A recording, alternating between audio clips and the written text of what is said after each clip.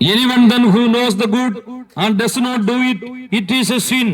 ഒരു കാര്യം നല്ലതാണ്, മറ്റൊരു കാര്യം തെറ്റാണെന്ന് അറിഞ്ഞിട്ടും തിന്മയാണെന്ന് അറിഞ്ഞിട്ടും അത് ചെയ്യുന്നത് പാപഹേതു, ശിക്ഷാവിധിയാണ് എന്ന് ബൈബിൾ പറയുന്നു. വലിച്ചു കയറ്റുന്ന സിഗരറ്റിലും ബീഡിയിലും കഞ്ചാവിലും കുടിക്കുന്ന മദ്യത്തിലും ഇഞ്ചുറീസ് ടു ഹെൽത്ത്, ആരോഗ്യത്തിന് ഹാനികരമാണെന്ന് എഴുതി വെച്ചിരിക്കെ ക്രമരഹിതമായി കുടിച്ച് ലിവർ തന്നെ കേടായി, കിഡ്നി നശിച്ച്, ഓർമ്മശക്തി നശിച്ച്, പിച്ചും പേയും തെറിയും പറഞ്ഞ് പിടിച്ചുപറിക്കാരനായി ഗുണ്ടാ പ്രവർത്തനത്തിൽ ഏർപ്പെട്ട് നല്ല പ്രായത്തിൽ മൂക്കിലൂടെ ചോര വന്ന് പെടുവഴിയിൽ പെട്ടുവീഴുന്ന മലയാളിയുടെ എണ്ണം കൂടിക്കൊണ്ടിരിക്കുന്നു. മദ്യത്തിനും ലഹരിക്കും കഞ്ചാവിനും അടിമകളായി കേരളത്തിലെ ഒരു വലിയ വിഭാഗം ചെറുപ്പക്കാരുൾപ്പെടെ മാറിക്കൊണ്ടിരിക്കുന്നു. സന്ധ്യയായാൽ സ്വന്തം മകൻ വീട്ടിൽ വരല്ലേ എന്ന് പ്രാർത്ഥിക്കുന്ന അമ്മമാരുടെ നാടായി നാട് മാറിയിരിക്കുന്നു. പ്രിയരെ, അപ്പനാൽ തല്ലിക്കൊല്ലുന്ന മക്കളും മദ്യത്തിന്റെ ലഹരിയിൽ അപ്പനെ തല്ലിക്കൊല്ലുന്ന മക്കളും ഈ നാടിന്റെ ശാപമായി മാറിക്കൊണ്ടിരിക്കുന്നു. എവിടെ തിരിഞ്ഞാലും മദ്യത്തിന്റെ നീരാളിപ്പിടുത്തത്തിൽ അവന്റെ കിഡ്നി തകർന്ന് അവൻ പെടുവഴിയിൽ പാതിവഴിയിൽ അസ്തമിച്ചു പോകുന്ന ഹമാഠ്യ പാപം അവനെ തകർത്തുകൊള്ളുന്നു.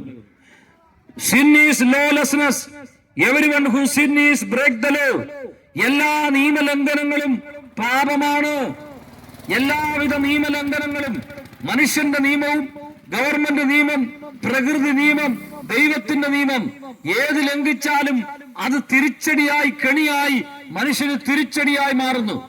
ബൈബിൾ പറയുന്നു, ദൈവത്തിന്റെ ധർമ്മങ്ങൾ മറന്ന് മനുഷ്യത്വ വിരുദ്ധമായി പ്രവർത്തിക്കുന്നവന് അവൻ കൂരിരുട്ടിലും അന്ധമനസ്സിലും ഇടറി വഴിയടഞ്ഞ് വഴി കാണാത്തവനായി അയ്യം വിളിച്ച് അവനിവിടെ പെട്ടുപോകും, അവനെ സഹായിപ്പാൻ ആരും ഉണ്ടാകില്ല എന്ന് പറയുന്നു. ദൈവത്തെ മറക്കുന്നവരെ ഓർത്തുകൊള്ളുവീൻ, ദൈവം നിങ്ങളെ കീറിക്കളയും, വിടുവിക്കുവാൻ ആരും ഉണ്ടാകില്ല.